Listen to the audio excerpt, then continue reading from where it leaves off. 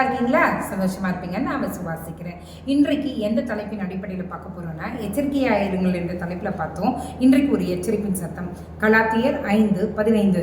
நீங்கள் ஒருவரை ஒருவர் கடிந்து பட்சித்தீர்களானால் அழிவீர்கள், அப்படி ஒருவரால் ஒருவர் அழிக்கப்படாதபடிக்கு எச்சரிக்கையாயிருங்கள். அப்படின்னா என்ன சொல்ல வராங்கன்னா, மற்றவங்களை குறை சொல்லிக்கிட்டு, மற்றவங்களை டாமினேட் பண்ணிக்கிட்டு, மற்றவங்களை எப்போ பாரு தட்டி தட்டி அவங்களை எழும்ப விடாதபடிக்கு பண்ணிக்கிட்டு, அவங்களுடைய வளர்ச்சி, அவங்க வளர போகிறாங்க, அவங்களுக்கு ஏதாவது நல்ல காரியம் நடக்குதுன்னா அதை தடை பண்ணிக்கிட்டு, அவங்கள கம்ப்ளைண்ட் பண்ணிக்கிட்டு நம்ம உட்காந்துருந்தோன்னா ஏன்னா இங்கே வசனம் அதுதான் சொல்லியிருக்கிறது.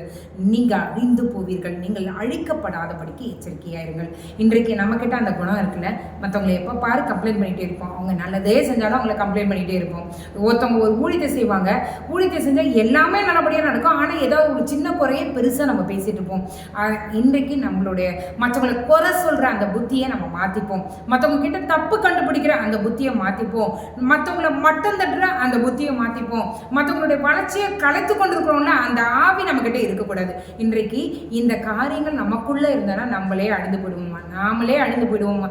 வேண்டாங்க, நம்ம வாழணும், கர்த்தர் வைத்திருக்கிற ஓட்டத்தை ஓடணும். இன்றைக்கு நம்மளை மாற்றிக்கொள்ளலாமா?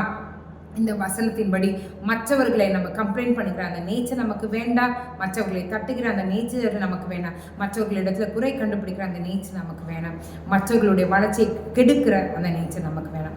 ஆண்டவரிடத்துல ஆண்டவர் விரும்புகிறபடி நம்ம இருக்கிறதுக்கு நம்ம ஆண்டவருடைய உதவியை கேட்போம். எங்களை நேசிக்கிற நல்ல பரமபிதாவே, அப்பா, அநேக காரியங்களில் நாங்கள் பார்த்த அந்த 4 காரியங்களை நாங்கள் செய்து கொண்டிருக்கிறோம். மற்றவர்களை வளர விடாமல், மற்றவர்களை குறை சொல்லி கொண்டு, மற்றவர்களை எப்பவுமே தட்டி கொண்டு, மற்றவர்களை ஆண்டவரே வாழ விடாமல், ஆண்டவரே ஏதாவது வார்த்தைகளினால கம்ப்ளைண்ட் பண்ணி கொண்டு இதை மாதிரி நாங்கள் இருந்திருக்கிறோம். ஆண்டவரே, எங்களை நீங்கள் தயவாய் மன்னிங்க.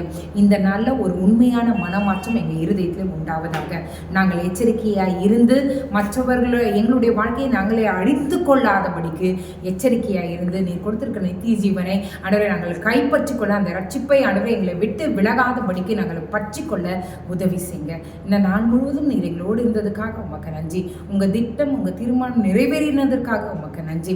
உண்மையான மனமாற்றத்தை ஆண்டவரே எங்களுடைய வாழ்க்கையில் நீர் கட்டளையிட்டதுக்காக உமக்கு நன்றி. நாங்கள் அதற்கு இணங்கி நடக்க உதவி செய்யுங்க. இயேசுவின் மூலம் ஜெபம் கேளும் நல்ல பரமபிதாவே. ஆமென், ஆமென், ஆமென்.